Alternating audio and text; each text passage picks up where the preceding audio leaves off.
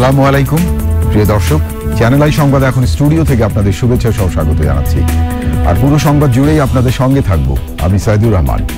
আশা করছি আপনারা আমাদের সঙ্গে থাকবেন। এখন সবার আগে শুনুন যথারীতি ফ্রেশ ড্রিঙ্কিং ওয়াটার সংবাদ শিরোনাম। করোনাকালে জীবন ও জীবিকার 6 লাখ কোটি টাকার জাতীয় বাজেট, আয়ের চেয়ে ব্যয় বেশি প্রায় 2.25 লাখ কোটি টাকা।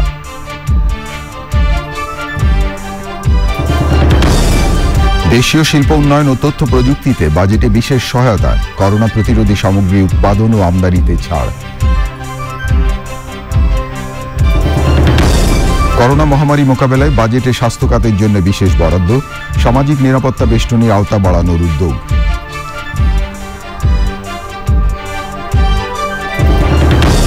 খাদ্য নিরাপত্তা নিশ্চিতে বাজেটে কৃষি উৎপাদন ও সরবরাহের উদ্যোগ অব্যাহত, পরিবেশ উন্নয়নে 25 মন্ত্রণালয়ের জন্য গ্রিন বাজেট। আগামী বাজেটকে স্বজন তোষণের বাজেট বলেছে বিএনপি, অবাস্তব ও বাস্তবায়ন অযোগ্য বলে জাতীয় পার্টির মন্তব্য। এবং দেশে করোনার দ্বিতীয় ঢেউ সীমান্ত এলাকায় সংক্রমণ বাড়ায় উদ্বেগ, বিভিন্ন জেলায় বিশেষ লকডাউন কার্যকরের উদ্যোগ।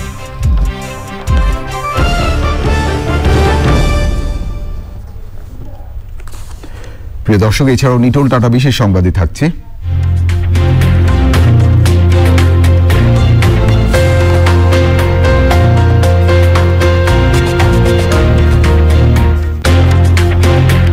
শুক্র গ্রহে নাসার অভিযানের খবর।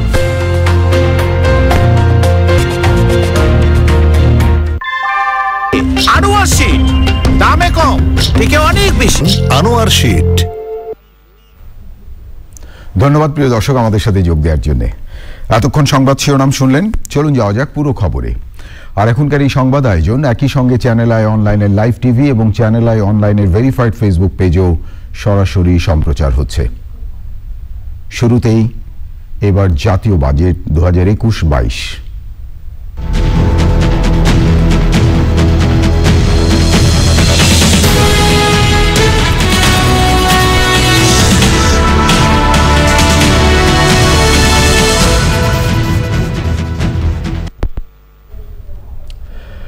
আয়ের চেয়ে প্রায় 2.25 লাখ কোটি টাকা বেশি ব্যয় ধরে আগামী অর্থ বছরের জন্য বাজেট প্রস্তাব পেশ করেছেন অর্থমন্ত্রী আ.হ.ম মুস্তাফা কামাল। করোনাকালে জীবন ও জীবিকা বাঁচাতে আর কোনো পথও খোলা ছিল না তার সামনে। বাজেট বক্তৃতায় অর্থমন্ত্রী স্বীকার করেছেন, রাজস্ব আয়ে তিনি যে গতি আশা করেছিলেন তা হয়নি, কাজেই ধার দেনার উপর নির্ভর করতে হয়েছে। করোনা পরিস্থিতি মোকাবেলা করে অর্থনীতি পুনরুদ্ধারের পাশাপাশি সরকারের উপর মানুষের আস্থার বিষয়টি প্রাধান্য পেয়েছে জাতীয় বাজেটে। রিজভী নওয়াজের রিপোর্টটি দেখুন। 1 জুলাই শুরু হবে 2021-22 অর্থবছর। জীবন জীবিকায় প্রাধান্য দিয়ে সুদৃঢ় আগামীর পথে বাংলাদেশ, এই শিরোনামে বাজেট বক্তৃতায় আগামী জুলাই থেকে পরের বছর 30 জুন পর্যন্ত অর্থনীতি কিভাবে পরিচালিত হবে তার একটি দিক নির্দেশনা দিয়েছেন অর্থমন্ত্রী। অস্বাভাবিক সময়, করোনাকাল, কাজেই ব্যয় করতে গিয়ে কিছুটা উচ্চাভিলাষী হতে হয়েছে অর্থমন্ত্রীকে। মাননীয় স্পিকার, 2021-22 অর্থ বছরে আমাদের বাজেটের আকার প্রাক্কলন করা হয়েছে 6,03,681 কোটি টাকা, যা আমাদের জিডিপির 17.5%। কোভিড-19 এর উপর্যুপরি অভিঘাত, অর্থনীতির উপর এর দীর্ঘতর প্রভাব, স্বাস্থ্য খাতে অপ্রত্যাশিত প্রয়োজন মেটানো, অর্থনৈতিক কর্মকাণ্ড স্বাভাবিক রাখা, সফলভাবে কোভিড-19 প্রতিষেধক টিকাদান ও সর্বোপরি প্রান্তিক জনগোষ্ঠীর জীবন জীবিকার বিষয়টি বিবেচনায় নিয়ে মূলত 2021-22 অর্থ বছরের বাজেট প্রস্তুত করা হয়েছে। প্রস্তাবিত 6,03,681 কোটি টাকার ব্যয় পরিকল্পনার বিপরীতে অর্থমন্ত্রীর আশা এক বছরে আয় হবে 3,92,490 কোটি টাকা। তাহলে ব্যয় এবং আয়ের ফারাক অর্থাৎ বাজেট ঘাটতি 2,11,191 কোটি টাকা। অবশ্য এর সাথে বিদেশি অনুদান 3,490 কোটি টাকা যোগ করে অর্থমন্ত্রী প্রকৃত ঘাটতি দেখিয়েছেন 2,14,681 কোটি টাকা। এই ঘাটতি জিডিপির 6.2%। করোনার বছরেও অর্থমন্ত্রী যে বিশাল আয়ের পরিকল্পনা করলেন তা আসবে কোন কোন খাত থেকে? জাতীয় রাজস্ব বোর্ড এনবিআর, সেতুর টোল, স্টাম্প বিক্রি, সরকারের বিভিন্ন ফর্ম এবং সেবা বিক্রির আয় আর বিদেশি অনুদান সব মিলে সরকারের আয় হবে ৩,৯২,৪৯০ কোটি টাকা। এর মধ্যে জাতীয় রাজস্ব বোর্ড এনবিআর আয় করবে ৩,৩০,০০০ কোটি টাকা, এনবিআর বহির্ভূত কর ১৬,০০০ কোটি, কর ব্যতীত প্রাপ্তি ৪৩,০০০ কোটি এবং বিদেশি অনুদান ৩,৪৯০ কোটি টাকা। এবার দেখা যাক ৬,০৩,৬৮১ কোটি টাকা ব্যয় করা হবে কোথায় কোথায় কি বাবদ। মোট ব্যয়কে অর্থমন্ত্রী মোটা দাগে পরিচালন এবং উন্নয়ন ব্যয় এই দুই খাতে দেখিয়েছেন। ৩,৬১,৫০০ কোটি টাকার পরিচালন ব্যয় মূলত সরকারি কর্মকর্তা কর্মচারীদের বেতন ভাতা এবং ঋণের সুদ পরিশোধ করা হবে। উন্নয়ন ব্যয় ২,৩৭,০৭৮ কোটি টাকার সিংহভাগই বার্ষিক উন্নয়ন কর্মসূচি এডিপি। ২,২৫,৩২৪ কোটি টাকার এডিপি আগেই চূড়ান্ত হয়েছে এনইসি সভায়। পরিচালন ব্যয়ের মধ্যে ঋণ ও অগ্রিম বাবদ ধরা আছে ৪,৫০৬ কোটি আর খাদ্য হিসাব ৫৯৭ কোটি টাকা। সাহস করে সাম্প্রতিক সময়ে সবচেয়ে বড় ঘাটতির বাজেট তো দিলেন অর্থমন্ত্রী। এখন দেখা যাক এই ঘাটতির অর্থায়ন আসবে কোত্থেকে। ২,১৪,৬৮১ কোটি টাকার ঘাটতির সবচেয়ে বড় অংশ ১,১৩,৪৫৩ কোটি টাকা আসবে অভ্যন্তরীণ ঋণ থেকে। এরপর বিদেশি ঋণ থেকে আসবে ৯৭,৭৩৮ কোটি টাকা এবং বিদেশি অনুদান থেকে আসবে ৩,৪৯০ কোটি টাকা। অভ্যন্তরীণ ঋণের টাকা জোগাড় করতে অর্থমন্ত্রী দেশের মধ্যে ব্যাংক ব্যবস্থা থেকে ৭৬,৪৫২ কোটি টাকা এবং সঞ্চয়পত্র বিক্রি থেকে ৩২,০০০ কোটি টাকা ধার করবেন। অন্য উৎস থেকে আসবে আরও ৫,০০১ কোটি টাকা। গোটা জীবন স্রোতের বিপরীতে লড়ে টিকে থাকা অর্থমন্ত্রী আহম মুস্তফা কামাল বাজেট বক্তৃতা শেষ করেছেন আশার কথা শুনিয়ে। তার আশা ২০২১-২২ অর্থবছর শেষে জিডিপির আকার দাঁড়াবে ৩৪,৫৬,০৪০ কোটি টাকা, যেখানে বর্তমান জিডিপির আকার ৩০,৮৭,৩০০ কোটি টাকা। এই জিডিপি অর্জন করতে অর্থমন্ত্রীকে প্রবৃদ্ধি নিতে হবে ৭.২%, আর মূল্যস্ফীতি ৫.৩% মধ্যে আটকে রেখে কম আয়ের মানুষকে স্বস্তি দেওয়ার আশ্বাস দিয়েছেন অর্থমন্ত্রী। প্রায় ২ বছর হতে চলল গোটা বিশ্বজুড়ে সবচেয়ে বেশি উচ্চারিত শব্দ কোভিড-১৯ করোনা। বাংলাদেশও এই মহামারীর বাইরে নয়। তারপরও অনেক উন্নত সমৃদ্ধ দেশের চেয়ে করোনার আজ খুব কমই টের পেয়েছি আমরা। এর পেছনে কাজ করেছে দূরদর্শী নেতৃত্ব এবং এদেশের মানুষের ঐকান্তিক প্রচেষ্টা। বাজেটটি যদি আরও বেশি বাস্তবায়ন করা যেত তাহলে হয়তো এর সুফল সাধারণ মানুষের কাছে আরও ভালো মতো পৌঁছানো যেত। আগামী অর্থবছরে নিঃসন্দেহে সবচেয়ে বড় চ্যালেঞ্জটি থাকবে এই বাজেট কতটুকু বাস্তবায়ন বৃদ্ধি করতে পারবেন অর্থমন্ত্রী। জাতীয় সংসদ ভবন থেকে রিজভিন আওয়াজ, চ্যানেল আই, ঢাকা। চিকিৎসা ও স্বাস্থ্য পরিচর্যা ছাড়াও করোনা প্রতিরোধী সামগ্রী উৎপাদন এবং আমদানিতে বিশেষ সুবিধা দেয় মাস্ক, পিপি এবং স্যানিটাইজারের দাম কমতে পারে। দেশীয় শিল্প উদ্যোক্তা এবং তথ্য প্রযুক্তি সেবার সম্প্রসারণে আর্থিক সহায়তার ঘোষণা দেওয়া হয়েছে বাজেটে। নতুন বাজেটে কর, ভ্যাট এবং শুল্ক সুবিধা হ্রাস বৃদ্ধির কারণে কোন কোন পণ্যের দাম বাড়বে বা কমবে তা জানাচ্ছেন মাসুর শাকিল। বিশাল বাজেট, উচ্চ প্রবৃদ্ধি এবং মাথাপিছু আয়, এসব তথ্য ফলাও করে প্রচার করা হলেও সাধারণ মানুষের বাজেট নিয়ে মূল আগ্রহ থাকে তাদের ব্যবহার্য নিত্যপণ্যের দামের উঠানামা নিয়ে। নতুন বাজেট আসায় তাদের খরচ কি একটু বাড়বে? বাজারে গিয়ে তাদের কি হিসাব মেলানোর জন্য আরও বেশি গলদগর্ম হতে হবে? তবে সাধারণ বিশ্লেষণে দেখা গেছে দেশীয় শিল্পকে বিশেষ কর ও শুল্ক সুবিধা দেওয়ায় দেশীয় পণ্যের দাম কমতে পারে এবং আমদানি পণ্যের উপর বিশেষ শুল্ক আরোপ করায় দাম বাড়তে পারে। দেখা যাক নতুন বাজেটের কারণে কোন পণ্যের উপর কি ধরনের প্রভাব পড়ছে। আমদানি শুল্ক বৃদ্ধির কারণে বিদেশি মোবাইল ফোনের দাম বাড়বে, তবে দেশীয় ফোন তৈরিতে উৎসাহিত করতে এর কাঁচামাল আমদানিতে সুবিধা দেওয়া হয়েছে। দাম বাড়তে পারে আমদানি করা বিদেশি সাবান, মোবাইল ফোন, রিসাইকেল লুব্রিক্যান্ট, আমদানি করা গ্লাস, আমদানি করা লবণ, আমদানি করা মাশরুম, আমদানি করা ইলেকট্রনিক পণ্য, গাড়ি, বিদেশি মোটরসাইকেল, সিগারেট, বিড়ি ও তামাক জাতীয় পণ্য, আমদানি করা রড, প্যারাফিন, স্ক্রু, বিদেশি ফ্রিজ, ওয়াশিং মেশিন, এসি ওভেনের দামও বাড়বে। দাম কমবে করোনা প্রতিরোধী সামগ্রী যেমন মাস্ক তৈরির পণ্য, আইসিইউ বেড, মেডিকেল সরঞ্জামাদি, ক্যান্সারের ওষুধ। দাম কমবে পরিবেশ বান্ধব হাইব্রিড গাড়ি, মাইক্রোবাস, দেশীয় মোটরসাইকেল। অটোমোবাইল, 3 হুইলার ও 4 হুইলার। তথ্য প্রযুক্তি ও সেবাকে উৎসাহিত করতে কম্পিউটার তৈরি কাঁচামাল আমদানির সুবিধা দেওয়া হয়েছে। বিশেষ সুবিধা পাবে ই-বুক, ই-লার্নিং প্ল্যাটফর্ম সহ বিভিন্ন ধরনের মোবাইল অ্যাপ্লিকেশনও। দাম কমবে দেশি কিচেন অ্যাপ্লায়েন্স, দেশি ফ্রিজ, দেশি টেলিভিশন, দেশি ওয়াশিং মেশিন, দেশি AC, oven, Blender, grinder, rice cooker, দেশি উৎপাদিত স্যানিটারি ন্যাপকিন ও ডায়াপার, দেশি শিশু খাদ্য, দেশি খেলনারও দাম কমতে পারে। কৃষি উদ্যোক্তা ও কৃষি প্রক্রিয়াজাতকরণকে উৎসাহিত করতে কৃষি যন্ত্রাংশ, পোলট্রি, ডেইরি ফিড ও শিল্প কাঁচামাল আমদানিকে উৎসাহিত করা হয়েছে। আরও দাম কমছে এলইডি বাল্ব, দেশি সিমেন্ট, দেশি মুড়ি, স্টেনলেস স্টিলের। দাম কমার তালিকায় রয়েছে তাজা ফল এবং টেক্সটাইল পণ্য। Masrur Shakil, channel I, Dhaka. Corona মহামারী পরিস্থিতি বিবেচনায় সর্বোচ্চ অগ্রাধিকার হিসেবে স্বাস্থ্য খাতে আগামী অর্থ বছরের জন্য বরাদ্দ বেড়েছে প্রায় ৩,৫০০ কোটি টাকা। স্বাস্থ্য খাতে বরাদ্দ 2% বাড়িয়ে 7.4% করা হয়েছে। করোনা নিয়ন্ত্রণে হাসপাতালগুলোকে আধুনিক করা, চিকিৎসা ও স্বাস্থ্যকর্মী নিয়োগ এবং তাদের ঝুঁকি ভাতা ছাড়াও করোনা ভ্যাকসিন কিনতে বাজেটে বড় অঙ্কের বরাদ্দ দেওয়া হয়েছে।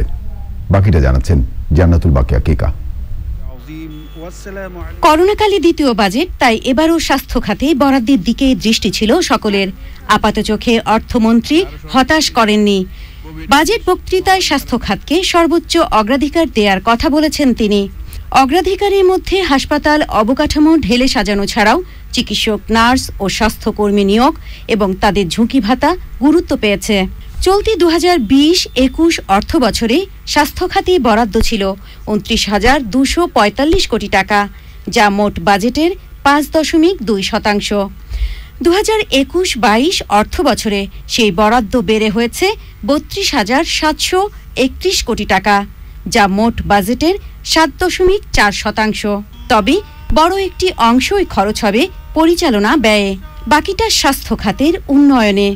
কোভিড-19 মহামারীর কারণে আমরা যাদেরকে অকালে হারিয়েছি, মহান আল্লাহ রাব্বুল আলামিনের কাছে আমি সকলের আত্মার মাগফিরাত কামনা করছি। বাজেটে দেশের সকল নাগরিকের জন্য ভ্যাকসিনের নিশ্চয়তা দিয়েছে সরকার। পরিকল্পনা বাস্তবায়নে কিছু পরামর্শ আছে বিশেষজ্ঞদের। এখন এই টিকাটা যেহেতু আমরা নিজেরা তৈরি করি না, টিকাটা আমদানি করতে হয় এবং আমাদের একটা প্ল্যান থাকবে যে আগামী কত মাস বা কয় বছরের মধ্যে আমাদের যে উদ্দিষ্ট জনগোষ্ঠী যে 12 কোটি মানুষকে আমরা টিকা দিব, সেই টিকাটা আমাদের আমদানি করতে কত টাকা খরচ হবে সেটাকে বিবেচনা রেখে সেই আগামী অর্থ বছরে টিকার জন্য একটা আলাদা বরাদ্দ রাখতে হবে। পাবলিক হেলথের জন্য, এমার্জেন্সি প্রিপেয়ার্ড মানে রেসপন্স প্রিপেয়ারনেসের জন্য একটা আলাদা বাজেটে যেন বরাদ্দ থাকে। সংশ্লিষ্টরা বলছেন, ভবিষ্যতে করোনার মতো যে কোনো জরুরি জনস্বাস্থ্য পরিস্থিতি মোকাবেলায় হাসপাতালে শয্যা সংখ্যা বৃদ্ধি, কেন্দ্রীয় অক্সিজেন ব্যবস্থা এবং আইসিইউ ব্যবস্থাপনার জন্য প্রয়োজনীয় বরাদ্দ থাকতে হবে। স্বাস্থ্য খাতের বাজেট বরাদ্দটা এবার বেড়েছে, এটা খুবই যৌক্তিক ছিল।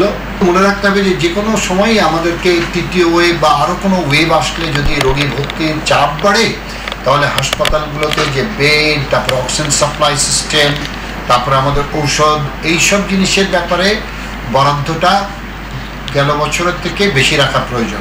বিশেষজ্ঞরা একই সঙ্গে সব ক্ষেত্রে সক্ষমতা বাড়ানোর পরামর্শও দিয়েছেন। কোভিড মহামারীতে বদলে গেছে পুরো বিশ্ব। সংশ্লিষ্টরা বলছেন, কবে সংক্রমণ কমবে কিংবা নতুন করে সংক্রমণ যে ঘটবে না, এর কোনো নিশ্চয়তা নেই। এই বাস্তবতায় জরুরি জনস্বাস্থ্য ব্যবস্থাপনার প্রস্তুতি রাখতেই হবে। এরই আলোকে বাজেটে নির্দেশনা ও বরাদ্দকৃত অর্থের সুষ্ঠু ব্যবহারের তাগিদ বিশেষজ্ঞদের। রাজধানীর ডিএনসিসি কোভিড হাসপাতাল থেকে জান্নাতুল বাকিয়া কেকা, চ্যানেল আই। করোনার প্রভাব মোকাবেলায় আগামী 2021-22 অর্থ বছরের বাজেটে সামাজিক নিরাপত্তা কর্মসূচি আওতা বাড়ানো হয়েছে। গত অর্থ বছরের চেয়ে 7,500 কোটি টাকা বাড়িয়ে বরাদ্দ করা হয়েছে 1 লাখ কোটি টাকা। তবে করোনার কারণে নতুন দরিদ্রের সংখ্যা বেড়ে যাওয়ায় এই বরাদ্দ দ্বিগুণ করতে বলেছেন অর্থনীতিবিদরা। বিশ্লেষকরা বলছেন, পুরনো ত্রুটিপূর্ণ তালিকা সংশোধন করে সব মন্ত্রণালয়ের সমন্বয়ে কাজ না করলে অর্থের অপচয় হবে। আরও দেখুন রোকসানা আমিনীর রিপোর্টে। সামাজিক সুরক্ষা। করোনা মহামারীকালে 2021-22 অর্থ বছরের বাজেটে বিশেষ গুরুত্ব দেওয়া হয়েছে সামাজিক নিরাপত্তা খাতকে। বাড়ানো হয়েছে এই খাতে বরাদ্দের অঙ্ক এবং সুবিধাভোগীর সংখ্যাও। আগামী অর্থ বছরের জন্য সামাজিক নিরাপত্তা খাতে 1,07,614 কোটি টাকা বরাদ্দ রাখার প্রস্তাব করেছেন অর্থমন্ত্রী। প্রান্তিক জনগোষ্ঠীর জীবন জীবিকার বিষয়টির বিবেচনায় নিয়ে মূলত 2021-22 অর্থ বছরের বাজেট প্রস্তুত করা হয়েছে। দেশ ও জাতির উন্নয়নের পাশাপাশি প্রাধিকার পাচ্ছে দেশের পিছিয়ে পড়া মানুষ, প্রান্তিক জনগোষ্ঠী ও তাদের জীবন জীবিকা। অর্থ মন্ত্রণালয়ের অর্থ বিভাগের তথ্য অনুযায়ী দেশে সামাজিক নিরাপত্তা বেষ্টনী খাতের আওতায় 123টি কর্মসূচি চলমান রয়েছে। এগুলো বাস্তবায়নের কাজ করছে 24টি মন্ত্রণালয় ও বিভাগ। এদের মধ্যে 8টি কর্মসূচি হচ্ছে নগদ ভাতা ও 11টি খাদ্য সহায়তা। তবে ভাতা ও সহায়তা দেওয়ার তালিকায় যে অনিয়ম রয়েছে তা চিহ্নিত করতে তাগিদ দিয়েছেন সংশ্লিষ্টরা। নাম নিয়ে আমাকে দেয় নাই, কইছে তোমার আইডেন্টি কার্ডে ভুল আছে, গেছি কয় টাকা টোকা দেওয়া হইবে না তোমার, আমার আর দেয়টাই না, কিছু পাইনি আমি। কাগজ হাতে দেন, হেরা কাগজ দেয় তা কহাম না। আমরা কর্ম করে খাই, পাইলি খাই, না পাইলি ঘরের মধ্যে শুয়ে বয়ে থাকি।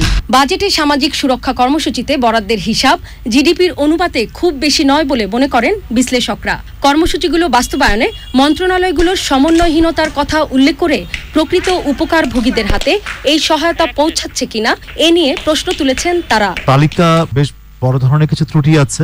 পুরনো দরিদ্র যারা, তাদের তালিকা করার ব্যাপারে যে দায়িত্ব যে সরকারি প্রতিষ্ঠানগুলো থাকে, তারা দেখা গেছে যে এই তালিকাটা পরিপূর্ণভাবে করতে পারেনি। পুরনো দরিদ্রের পাশাপাশি নতুন করে একটা বিশাল বড় সংখ্যক জনগোষ্ঠী তারা নতুন করে দরিদ্র হয়েছেন, এবং এই নতুন দরিদ্ররা কিন্তু কোনো ধরনের তালিকার মধ্যে নেই। বাজেটে সামাজিক সুরক্ষা কর্মসূচিতে যেরকম অ্যালোকেশন যেমন বাড়ানো দরকার, পাশাপাশি নিশ্চিত করা দরকার কিভাবে পুরনো দরিদ্র এবং নতুন দরিদ্র যারা হয়েছেন তাদের কাছে কিভাবে এই খাদ্য এবং অর্থ সহায়তা পৌঁছে দেওয়া যেতে পারে। এলাকার জনপ্রতিনিধি, এনজিও ও ভলান্টিয়ারদের সহায়তায় নতুন পুরনো দরিদ্রদের সঠিক তালিকা প্রণয়ন ও সামাজিক নিরাপত্তা কর্মসূচিকে একটি কমন প্ল্যাটফর্মে আনার তাগিদ দিয়েছেন বিশ্লেষকরা। করোনার ধাক্কায় বহুদিন ঘোরেনি সাধারণ মানুষের অর্থনীতির চাকা। কাজ হারিয়ে নতুন করে দরিদ্র হয়েছেন বহু মানুষ।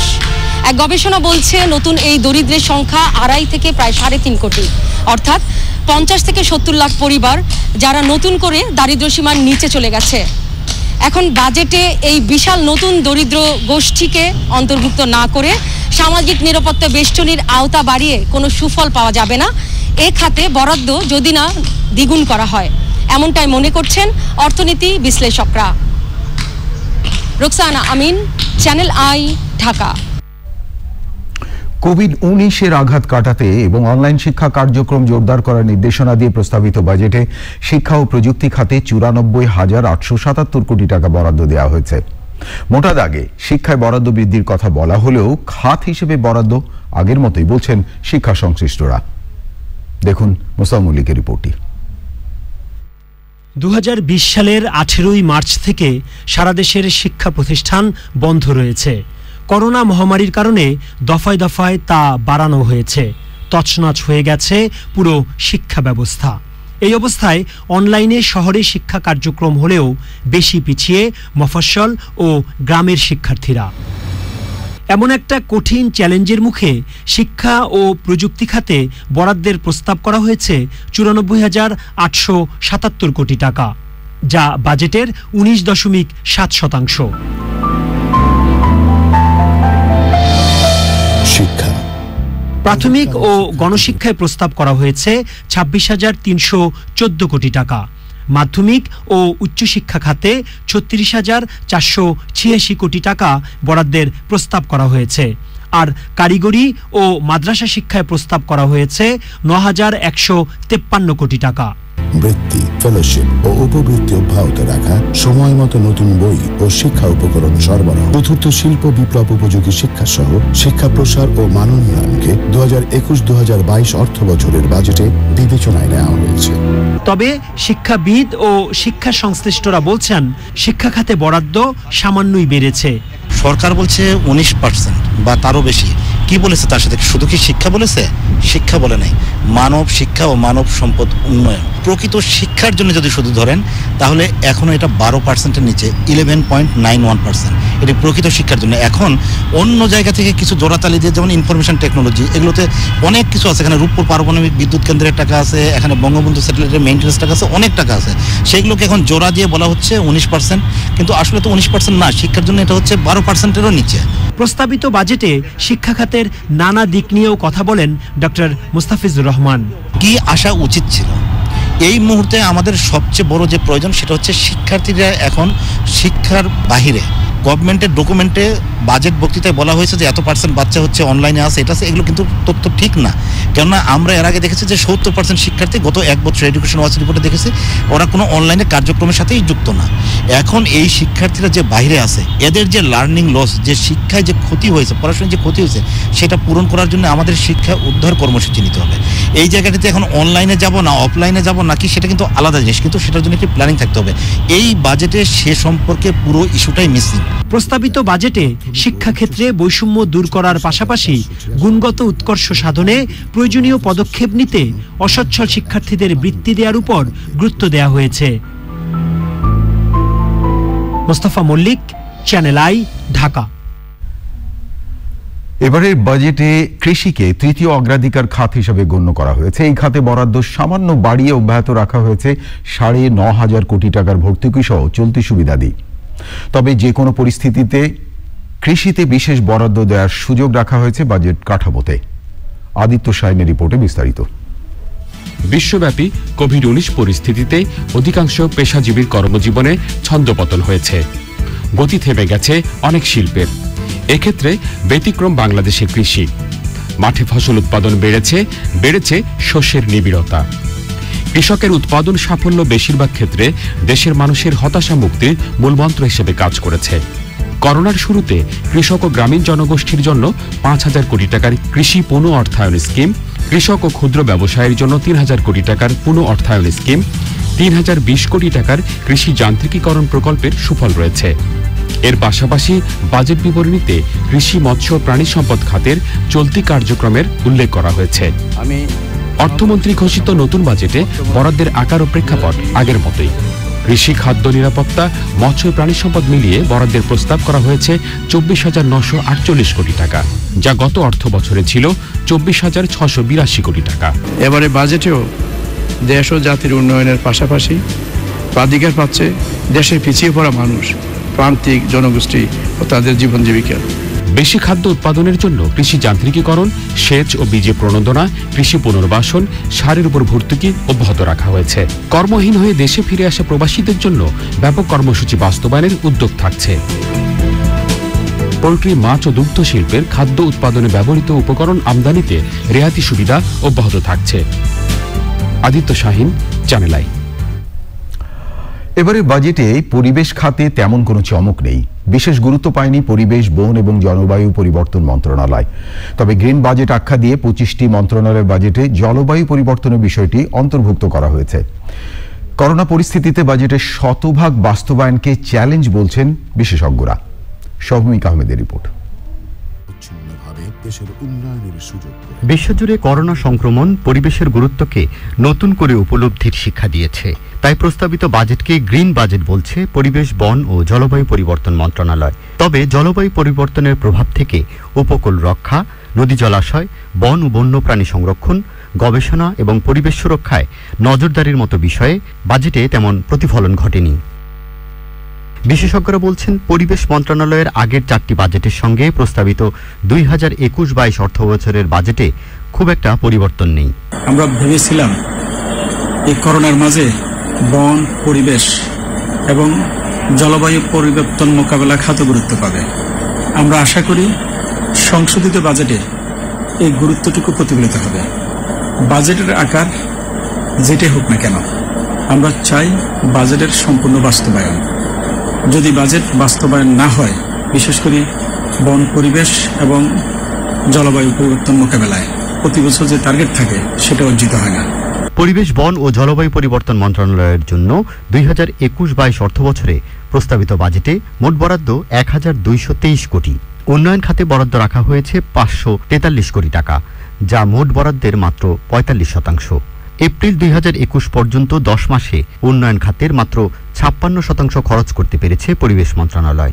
বন, পরিবেশ ও জলবায়ু মন্ত্রণালয়ে যে পরিমাণ বরাদ্দ হওয়া উচিত ছিল, যেটা আমাদের এক্সপেকটেশন যে একটা ভালো বরাদ্দ হবে, সেই বরাদ্দ কিন্তু হয়নি। সুতরাং কাজ তাহলে কিভাবে সুন্দরভাবে হবে প্রকৃতি পরিবেশকে রক্ষা করার ব্যাপারে, সেটা কিন্তু আমার কাছে বেশ একটু হতাশাজনক মনে করছি আমি। সুন্দরবন আমাদের জন্য কিন্তু একটা বিরাট একটা ভূমিকা রাখছে ঝড় জলোচ্ছ্বাসের জন্য, প্লাস বিশ্ব ঐতিহ্যের জন্য। এখানে লবণাক্ততার কারণে সেইখানে কিন্তু এই জায়গাটিও কিন্তু আমরা ধরে রাখতে পারবো কতদিন, সেটা একটি কথা। তো সেই কারণে সুন্দরবনের কিন্তু ইম্পর্টেন্স কিন্তু আমাদের কাছে একটা বিরাট একটা ইম্পর্ট্যান্ট জায়গা। সেখানে কিন্তু আমাদের এই জায়গাটাকে কিন্তু যদি সুরক্ষা দিতে হয়, সেখানেও কিন্তু আমাদের নজর দিতে হবে। এবং বরাদ্দর কথা বলি, বাজেটে বলি, তো শুধু পরিবেশ, বন, জলবায়ু মন্ত্রণালয় একা কাজ করলেই হবে না, কিন্তু অন্য মন্ত্রণালয়গুলোরও সমন্বয় লাগবে। তো সেই জায়গাটি কিন্তু আমরা খুব ভালোভাবে সেইভাবে দেখি না, এই জায়গাগুলোতে সেই ধরনের কর্মকাণ্ড চলছে বলে।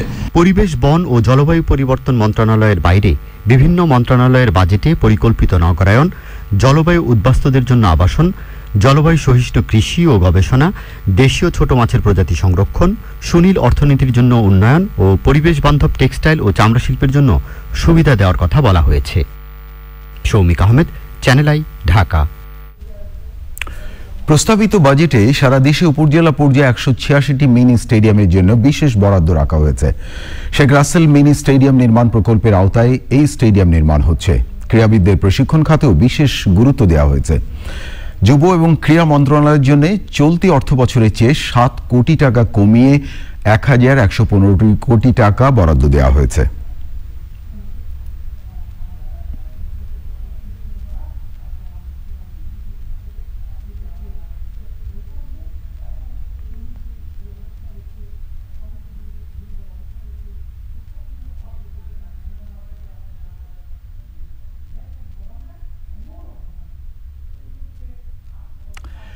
2021-22 অর্থ বছরের বাজেট নিয়ে মিশ্র প্রতিক্রিয়া জানিয়েছে রাজনৈতিক দলগুলো। বাজেট বক্তৃতার পর দেয়া প্রতিক্রিয়ায় সরকারি দল বাজেটকে উন্নয়ন এবং গণমুখী বাজেট বলে আখ্যায়িত করেছেন। অন্যদিকে সংসদের বিরোধী দল জাতীয় পার্টি মনে করে এই বাজেট বাস্তবসম্মত ও বাস্তবায়নযোগ্য নয়। বাজেটকে ঋণের বোঝার বাজেট বলেছে বিএনপি। নীলাদ্রি শেখরের রিপোর্টটি দেখুন। জাতীয় সংসদে 2021-22 অর্থ বছরের বাজেট পেশের পর ঘোষিত বাজেটের প্রশংসা করেছেন অধিবেশনে অংশ নেয়া সরকারি দলের সংসদ সদস্যরা। তারা মনে করেন করোনা মহামারীতে সারা বিশ্বের মন্দা অর্থনীতির মধ্যে এই বাজেট উন্নয়ন অব্যাহত রাখার পাশাপাশি গণমুখী। এটি জনবান্ধব, উন্নয়ন বান্ধব একটা বাজেট, তৎকালীন সময়োপযোগী বাজেট। আশা করি যে এই বাজেট কোনোক্রমে উচ্চাবালিশী না, অত্যন্ত বাস্তবধর্মী একটি বাজেট করা হয়েছে। করোনার মহামারীর ধাক্কা কাটিয়ে আমাদের অর্থনীতিকে আরও বেগবান করা, আরও সচল করার জন্য এই বাজেট পেশ করা হয়েছে। বাজেট বাস্তবায়নের হার হচ্ছে 95%। এই করোনা মহামারীর মধ্যেও বাজেট সঠিকভাবে বাস্তবায়িত হয়েছে। এইবারে বাজেট অত্যন্ত প্রোগ্রেসিভ এবং ব্যবসা বাণিজ্যের ক্ষেত্রে একটা ভালো অবস্থান সৃষ্টি করবে। সরকার ইতিবাচক হিসেবে দেখলেও সংসদের বিরোধী দল বাজেট বাস্তবায়ন সম্ভব হবে না বলে মত দিয়েছে। বাজেটে নতুন কিছু নেই বলেও বিশ্লেষণ সংসদ সদস্যদের। উনি সম্পূর্ণ কল্পনাপ্রসূত একটি বাজেট করেছেন, যেটাকে আমাদের নেতিবাচকভাবে না নিয়ে স্বাভাবিকভাবে বলতে হয় যে বাজেটটিকে আমাদের কাছে অবাস্তব বাজেট বলে মনে হয়েছে এবং এটা সম্পূর্ণভাবে বাস্তবায়নযোগ্য হবে বলে আমাদের মনে হচ্ছে না। এটা হচ্ছে করোনা যুদ্ধে নাক ভাসায় রাখার একটা বাজেট, কিন্তু যুদ্ধ বিজয় করার জন্যে সুদূর প্রসারী পরিকল্পনার অংশ হিসেবে বাজেটে কোনো সুনির্দিষ্ট ছক নাই। নতুন কিছু দেখিনি, যদিও বলা হয়েছে যে জীবন জীবিকার সাথে ভারসাম্যপূর্ণ অর্থনীতির অগ্রগতির কথা বলা হয়েছে, কিন্তু আসলে এটা প্রবৃদ্ধি তাড়িত বাজেট। বিএনপিও ঋণের বোঝা বাড়ার বাজেট হিসেবে দেখছে এই অর্থ বছরের বাজেটকে। যে ব্যয় নির্ধারণ করা হয়েছে এখানে আয় একেবারেই কম, বাজেটের আয়ের পরিমাণ অত্যন্ত কম ঋণ নির্ভর একটি বাজেট, বিদেশ থেকে ঋণ এবং আভ্যন্তরীণ ঋণের একটা বিরাট অঙ্কের টাকা দিয়ে বাজেট প্রকাশ করা হয়েছে। আমি মনে করি এইটি বাংলাদেশের অর্থনীতিকে আরও দেউলিয়া করবে বা অর্থনীতিকে আরও ঋণগ্রস্ত একটি অর্থনীতির দেশে পরিণত করবে। প্রত্যেক রাজনৈতিক দলই পরবর্তীতে আরও বিশ্লেষণ করে তাদের মতামত জানাবে বলে জানিয়েছে। Niladri Shekhar, channel I, Dhaka. আগামী অর্থ বছরের প্রস্তাবিত বাজেটকে স্বজন তোষণের বাজেট বলেছে বিএনপি। দলের নেতারা বলছেন সাধারণ মানুষের জন্য এই বাজেটে কিছু নেই, নিম্ন আয়ের মানুষের সঙ্গে অবিচার করা হয়েছে। বাকিটা জানাচ্ছেন রাহুল রায়। বিএনপির প্রতিষ্ঠাতা প্রয়াত রাষ্ট্রপতি জিয়াউর রহমানের মৃত্যুবার্ষিকীতে সকালে এক ভার্চুয়াল আলোচনা ছিল বিএনপির। দলের সব সিনিয়র নেতাদের পর বক্তব্য দেন বিএনপি মহাসচিব। সেই আলোচনায় বাজেটের সমালোচনা করেন মির্জা ফখরুল। এই বাজেটের মধ্যে আমরা পত্রপত্রিকা যা দেখছি সেখানে পরিষ্কার করে দেখতে পাচ্ছি সাধারণ মানুষের অর্থনৈতিক উন্নয়নের কোনো জায়গা নেই। এই উন্নয়ন কার? এই উন্নয়ন শুধু যারা এই সরকারের মদতপুষ্ট, যারা সরকারের প্রশ্রয় পেয়েছে, যারা সরকারের আশ্রয় রয়েছে, তাদের বিত্ত বৃদ্ধি হচ্ছে। সাধারণ মানুষ এখানে কোনো স্থান নেই। বাজেট ঘোষণার পরপরই আনুষ্ঠানিকভাবে এই বাজেট নিয়ে প্রতিক্রিয়া জানান বিএনপির স্থায়ী কমিটির সদস্য আমির খসরু মাহমুদ চৌধুরী। তারা ডেমোক্রেটিক কান্ট্রি যারা নিচ্ছে তারা কিন্তু এই নিম্ন আয়ের যে মানুষগুলো তাদেরকে পুনরুদ্ধার করার জন্য সবচেয়ে বেশি ব্যয় করছে, আর বাংলাদেশ সবচেয়ে কম ব্যয় করছে। এবং এই লোকগুলোকে বাইরে রেখে যে অর্থনীতি তারা চালু করেছে, এই অর্থনীতিতে বাংলাদেশের কোনো ভবিষ্যৎ নাই। হ্যাঁ, ক্ষমতাসীন দলের লোকজনের ভবিষ্যৎ আছে এখানে নিঃসন্দেহে, কিন্তু বাংলাদেশের সাধারণ মানুষের কোনো ভবিষ্যৎ এখানে নাই।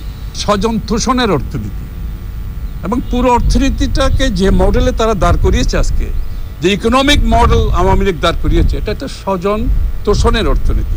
বিএনপি নেতারা বলেছেন করোনাকালীন এই সময়ে এই গতানুগতিক বাজেট শুধু ধনীদের ধনী বানাবে। রাহুল রায়, চ্যানেল আই, ঢাকা।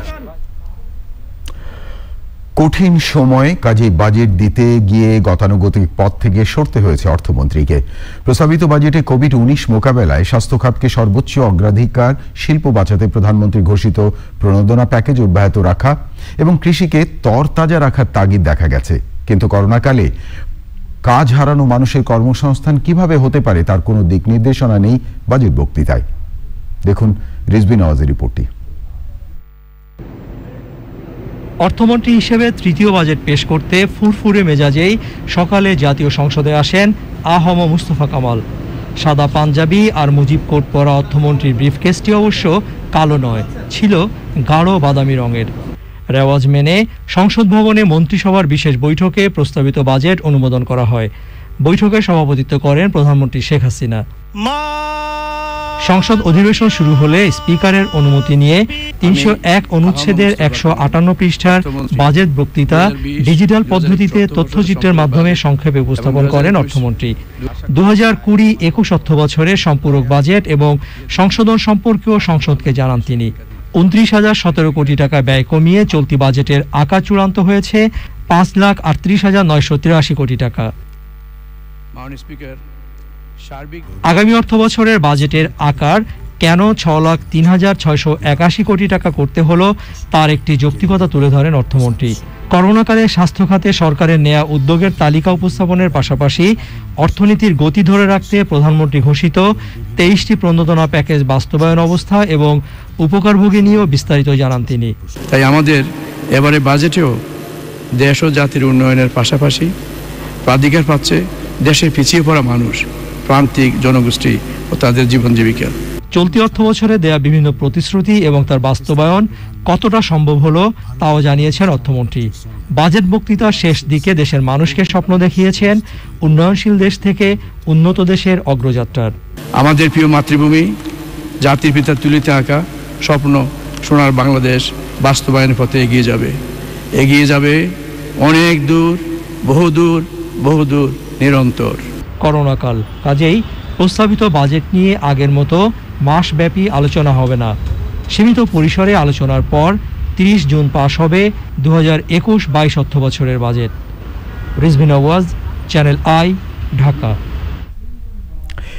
এদিকে বাজেট নিয়ে প্রতিক্রিয়ায় গবেষণা সংস্থা centre for policy dialogue CPD বলেছে, বাজেটে কোভিড মোকাবেলা এবং এর পরবর্তী সময়ে অর্থনীতি পুনরুদ্ধার করতে কোনো পদক্ষেপের ঘোষণা দেওয়া হয়নি।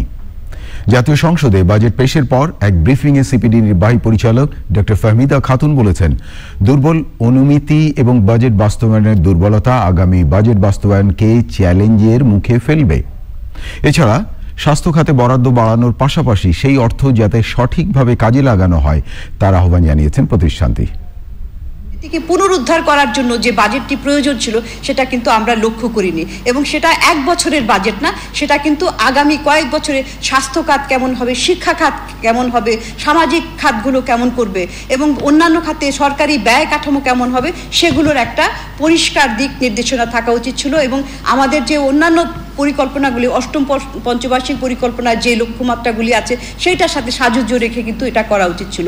সুতরাং সামগ্রিকভাবে যদি আমরা বলি তাহলে আমাদের কাছে মনে হয়েছে যে এই বাজেটটি আসলে দুর্বল অনুমিতি এবং বাস্তবায়নের সীমাবদ্ধতার মধ্যে কোভিডকালীন এই বাজেটটা। সুতরাং কোভিডকালীন বাজেট বাস্তবায়নের ক্ষেত্রে দুর্বল অনুমতি এবং বাস্তবায়নের সীমাবদ্ধতাটা একটা আমাদেরকে চ্যালেঞ্জের মুখে ফেলবে। ডক্টর ফাহমিদা খাতুন সিপিডি নির্বাহী পরিচালক কথা বলছিলেন। এর আগে মন্ত্রিসভার বিশেষ বৈঠকে 2021-22 অর্থ বছরের বাজেটে অনুমোদন দেওয়া হয়। সরকার প্রধান হিসেবে রীতি অনুযায়ী বৈঠকে সভাপতিত্ব করেন প্রধানমন্ত্রী শেখ হাসিনা। জাতীয় সংসদের মন্ত্রিপরিষদ কক্ষে বৈঠকে স্বাস্থ্যবিধি মেনে সংশ্লিষ্ট কয়েকজন মন্ত্রী অংশ নেন। প্রধানমন্ত্রীর মুখ্য সচিব, মন্ত্রিপরিষদ সচিব সহ সংশ্লিষ্ট কয়েকজন কর্মকর্তাও বৈঠকে ছিলেন। প্রিয় দর্শক, এবারে অন্যান্য খবর এবং দেশের করোনা ভাইরাস আপডেট। দেশে করোনা সংক্রমণের 453তম দিন বৃহস্পতিবার পর্যন্ত 24 ঘন্টায় 30 জনের মৃত্যু হয়েছে। এ পর্যন্ত মোট মৃত্যু 12,724 জনের, মৃত্যুর হার 1.58%। 24 ঘন্টায় 16,972 জনের নমুনা পরীক্ষায় শনাক্ত হয়েছেন 1,687 জন। একদিনে শনাক্তের হার 9.94%। দেশে পর্যন্ত মোট আক্রান্ত শনাক্ত হয়েছেন 8,05,980 জন। 24 ঘন্টায় সুস্থ হয়েছেন 1,970 জন। এ পর্যন্ত মোট সুস্থ 7,46,035 জন।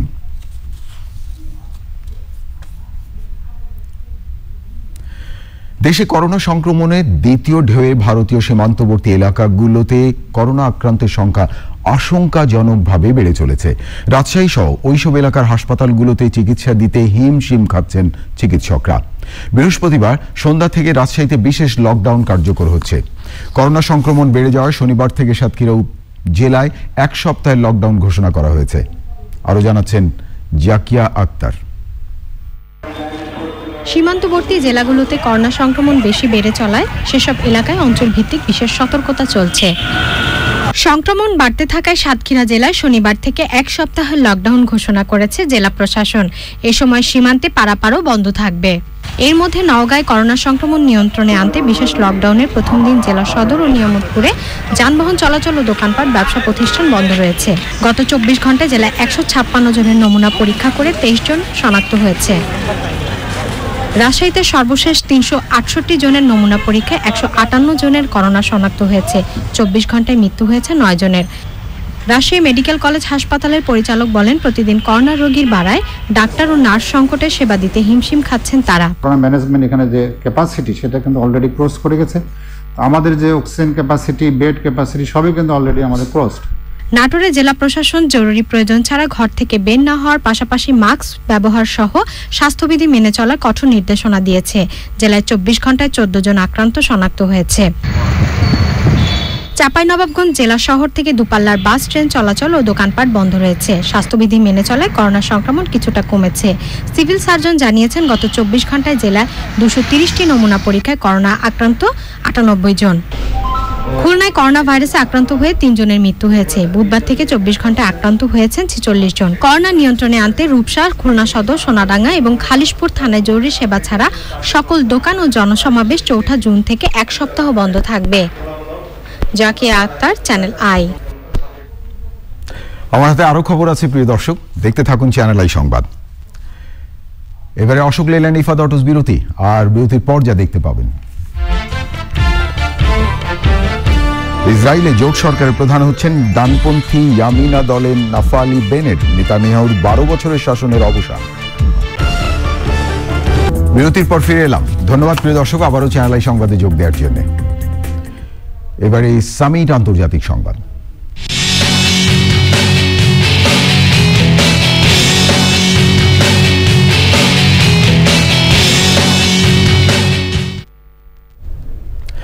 ইসরায়েলে জোট সরকারের প্রধান হচ্ছেন ডানপন্থী ইয়ামিনা দলের প্রধান নাফালি বেনেট। এর মধ্য দিয়ে বেনিয়ামিন নেতানিয়াহুর 12 বছরের শাসনের অবসান হচ্ছে। তাকে হঠাতে সরকার গঠনে একমত হয়েছে ইসরায়েলের বিরোধী 8টি দল। প্রিয় দর্শক, এবারে নিটোল টাটা বিশেষ সংবাদ।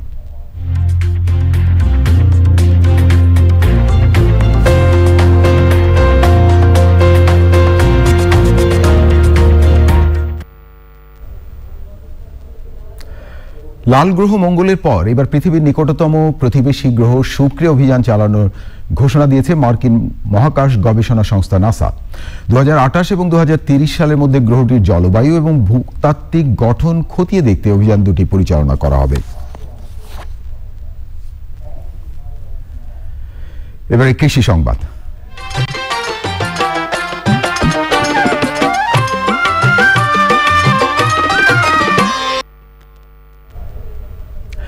টাঙ্গাইলে দেলদুয়ারে কৃষি সাফল্যের নজির গড়েছেন বিশ্ববিদ্যালয়ের শিক্ষার্থী সাকিল আহমেদ। একই জমিতে তিনি আবাদ করেছেন শসা, তরমুজ এবং বাঙি। 3টি ফলনই ভালো ফলন হয়েছে।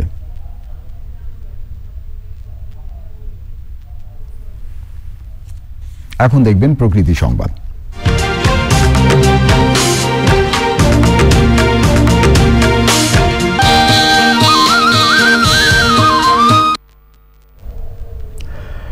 সমৃদ্ধ জীববৈচিত্র্য, বাস্তুসংস্থান, গঠনশৈলী এবং সৌন্দর্যের কারণে সুন্দরবন 1997 সালে প্রাকৃতিক বিশ্ব ঐতিহ্যের মর্যাদা লাভ করে।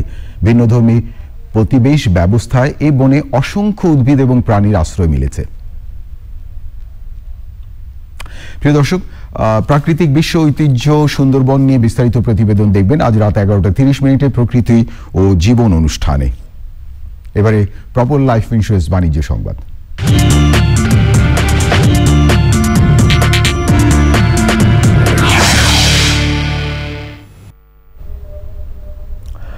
2021-22 অর্থ বছরের বাজেট ঘোষণার দিনও ঢাকায় স্টক এক্সচেঞ্জে লেনদেনের ঊর্ধ্বমুখী প্রবণতা দেখা গেছে। আগের কার্যদিবসের চেয়ে ডিএসএক্স সূচক 34 পয়েন্ট বেড়ে 6053 পয়েন্টে দাঁড়িয়েছে। বেড়েছে বেশিরভাগ কোম্পানির শেয়ারের দাম। হাতবদল হয়েছে 361টি কোম্পানি, 2182 কোটি 25 লাখ টাকার শেয়ার ও মিউচুয়াল ফান্ড। এর মধ্যে দাম বেড়েছে 184টির, কমেছে 111টির এবং অপরিবর্তিত 66টি কোম্পানির শেয়ারের দাম। প্রিয় দর্শক, থাকুন চ্যানেলের সঙ্গে, ফিরছি একটু পরে আরো খবর নিয়ে। আবারও অশোক লেল্যান্ড ইফাদ অটোস বিরতি, আর বিরতির পর যা দেখতে পাবেন। আফগানিস্তানের মুখোমুখি হচ্ছে বাংলাদেশ। রাত 8টায় শুরু ফুটবলে সম্মানের লড়াই।